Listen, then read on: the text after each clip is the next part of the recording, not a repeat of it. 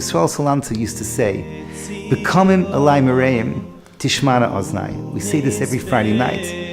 The words of David HaMelech: when our enemies rise up against us, tishmana oznai, let my ears listen to what Hashem is saying to me personally. In other words, when your enemies do something against you, instead of looking at your enemy, try and think, what is happening to me, and what is HaKadosh Baruch Hu saying to me through the enemy.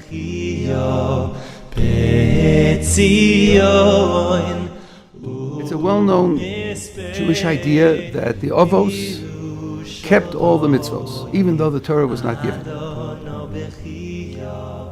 Many ask, if that's true, and it is true, how could Jacob marry two sisters?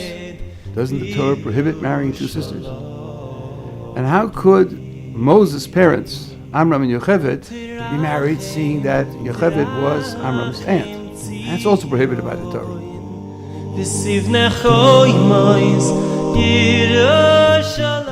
Have you ever spoken to people later on in life who say, I wish I could live my life over? Why didn't you do it right the first time? Because I just did the next thing, and I did the next thing, and I took what was easy. If a person wants to change and live an exceptional life, then a person has to be prepared to ask yourself, what's the best life that I can live? That's the challenge.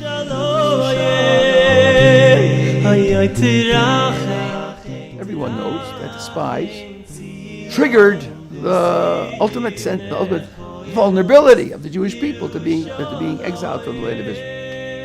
Where was the shorish? Where was the root of the failure?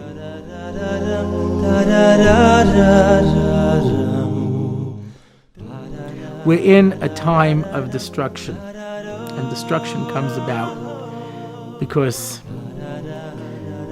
all it takes for evil to grow is for good men to remain silent. People didn't make a decision.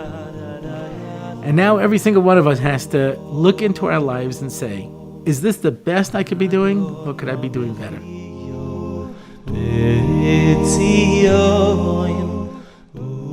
3 times a day, we say to Kadosh Baruch Hu, Es tzemach David avdecha meher tetzmiach.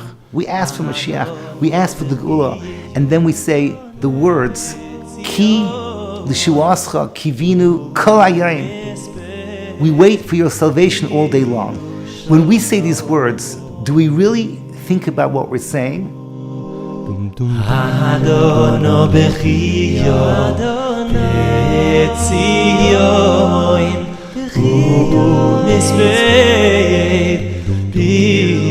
Yerushalayim.